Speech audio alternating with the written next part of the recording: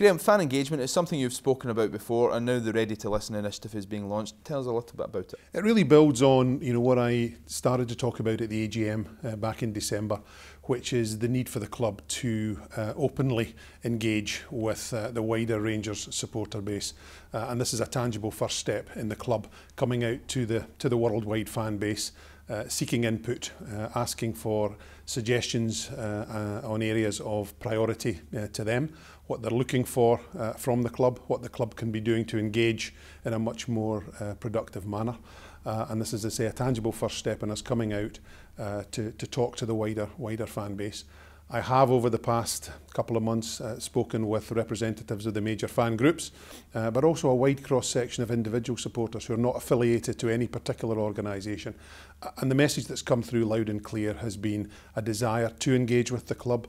Everybody has got the best interests of Rangers at heart, and I think what they haven't had necessarily is a voice to be able to communicate that to the club. So this survey initiative, the Ready to Listen survey that we are launching today, is a first step in the club in reaching out to engage with the supporter base. I suppose, given that you have spoken to some fan groups already, you will have an idea of what to expect from this. What do you feel the survey will achieve in the long run? I think what the club is hoping to get is a clear idea from the wider Rangers supporter base. We have a tremendous fan base worldwide, and we have a tremendous fan base that turns up at Ibrox, every other week. What we want to do from a club perspective is to understand what truly matters to them. We've talked about professionalism and transparency and good governance in running the business, but we want to know what matters on a match day in terms of match day experience, safety and security, the facilities that the club offers. Are the supporters happy with the dialogue that they have with the club? What can we at the club executive and the club board do to better engage with the supporters? So we see this as a tangible first step in helping us to identify what are the priority issues that really matter to the wider Rangers support. The fans have clearly been pushing for more involvement, and particularly in recent weeks. As you look at this, the survey, presumably you would be happy with them playing a greater part in the club than they already do. I think what we're looking to do is to understand first and foremost what matters, to the wider supporter base, helping us understand the priorities and the issues that really matter to them. We can then engage with them in designing how the club will move forward, to better listen, to better understand, and then hopefully work together to actually address the issues that are important to the support. The club can't do it on our own. We can form a view as to what we think is important, but without the input and the dialogue and the engagement of the support, we won't truly understand whether we are assessing those situations correctly. So this gives us the opportunity to engage with a tremendous number of Rangers fans, nationally and internationally, to understand what matters to them, and the needs of the Rangers supporters in the local area may be very different to the needs of Rangers supporters internationally. Let us understand what matters to those different groups, and then hopefully build a process, build a programme that allows us to move forward together. The Ready to Listen initiative is all part of the club's 120-day business review. It's a big part of that as well. What do you hope for from this in terms of getting something which will help shape the club's long-term strategy? Well, I think it comes back to to really one of the things I said at the AGM, which is the fans are absolutely paramount to the success of the club. They turn out in tremendous numbers week in, week out, as we know, and the club and the team and the management are very, very appreciative of the support that they have continued to offer to the club through what has been some very difficult times. What we hope we're going to get from this now is some clear idea in terms of prioritisation, in terms of what matters to the support, and then the onus then becomes on us at the club executive and indeed the board to take those inputs and mould and shape a programme that allows us to develop a much greater degree of engagement with the support going forward. It's absolutely fundamental to the long-term success of the club, and a key part of our 120-day programme, which is engaging with the wider supporter base. With regards to the 120-day programme, where you are doing a complete review of the whole business, how is that going and progressing? I think it's going very well. I have to say we're probably we're approximately halfway through now. We've carried out a considerable amount of work to date in looking at the structure and the process and the organisation. a lot of the back office functions, a lot of the existing relationships that that exist at the club, and we're now moving on, working hand in hand with Alistair on the football side and looking at our football operations and our structures and some of the areas that we already know that we haven't got the capability that we wish to have. Scouting is one that's been mentioned regularly, and we've had a number of discussions already in terms of what we should be putting in place to make sure that a great club such as Rangers has got the right processes behind the scenes in order to ensure we can identify and attract talent for the future. So I'm very happy with the way that the 120-day programme is working. I would imagine that although you're working towards the end of the 120-day programme, there will be things that will start falling into place before that 120 days is up. That's correct, and we're already starting to put in place some changes in terms of how we do business in certain areas of the club. It's not a case of we accumulate a long list and get to the 120 days and there's a big da moment.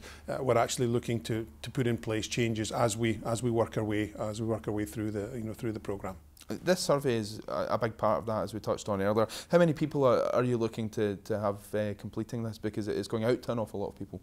Yeah, looking at the data points that we have in terms of people who engage with the club, we believe that there is a potential target audience of approximately 1.2 million people worldwide, which, when you stand back and think about it, is a tremendous number. Obviously, on a local basis, we're still enjoying healthy crowds of 40,000 plus every other Saturday, and those are the supporters who probably have got most to share with us in terms of their match day experience, what they want from the club on an ongoing basis. But it's equally important to us, to engage with the wider national and international fan base, whose needs may be very different. They're looking for different things. They're looking for different measures of engagement with the club. So in reaching over 1 million people, we very much hope that the wider Rangers fan base will take the time, to complete the survey, will tell us what they think. We can then analyse, collate, and start to determine what the next steps then become in terms of building that, proactive engagement campaign. We've heard words such as honesty and transparency in the past. Surely by asking the supporters for their views, compiling them and then sharing them with everyone, you're being about as honest and open and transparent as you can possibly be. I think it comes back to one of the things I said at the AGM about putting in place an environment of trust.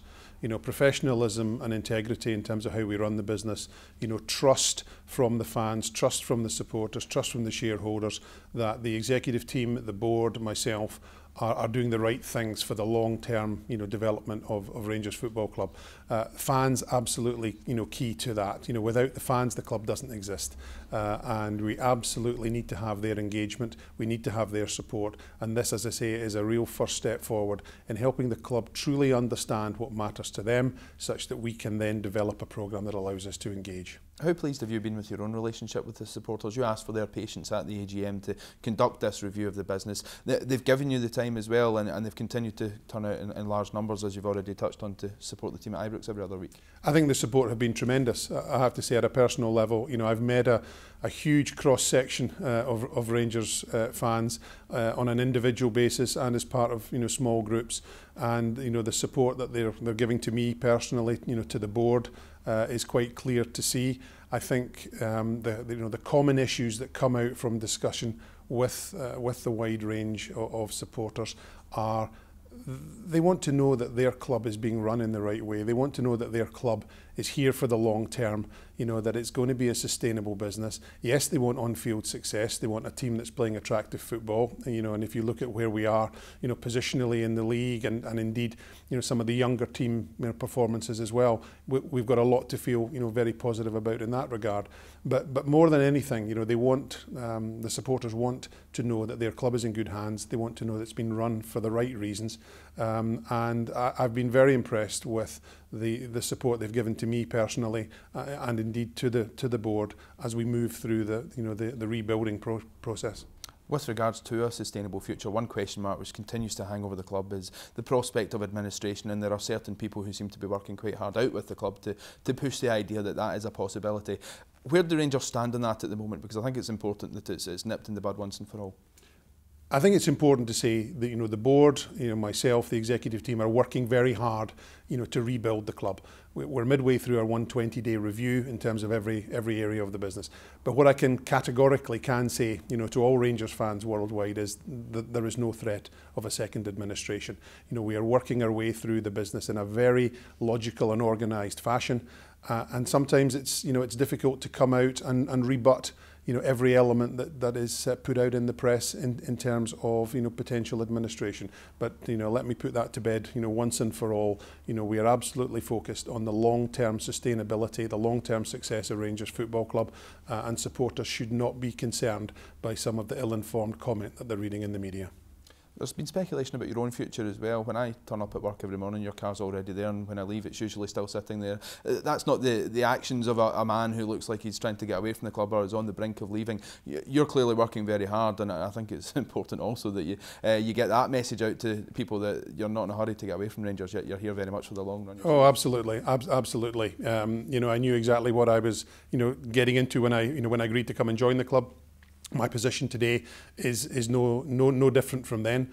You know, I'm working, you know, very hard 7 days a week. You know, the board are also working, you know, standing alongside me, you know, working very hard.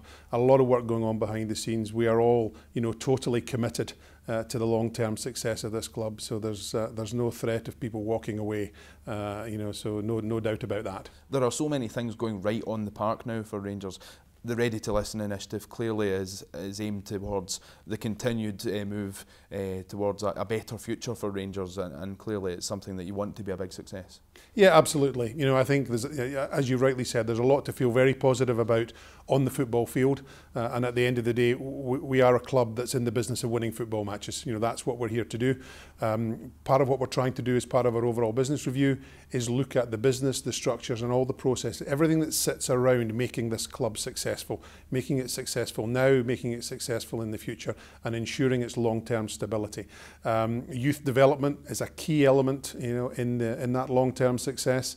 We're already spending quite a lot of time looking at how we are actually identifying, coaching, training, developing youth talent to bring them through Gordon Jury's under 20s into the first team. And if you look at the manager's, you know, track record of giving first team exposure, you know, to young lads coming through from the academy, I think 11 in the last the last 2 seasons, demonstrating, you know, first of all, his support for the philosophy in terms of youth development, and also if the players are good enough and he gives them the opportunity, if they take that chance, then they've got every prospect of cementing a very strong Rangers career. So I think, if, you know, as we look at that youth development running in parallel with there being experienced professionals, you know, in the first team, I think we've got a very, very bright future to look forward to. And of course, with things going so well on the park, it's now really key for Rangers to get it right off the park too. It is, absolutely, absolutely. And in terms of everything that we're doing, you know, as part of the business review, looking at how Rangers should be structured, how we should be set up, how we should be operating,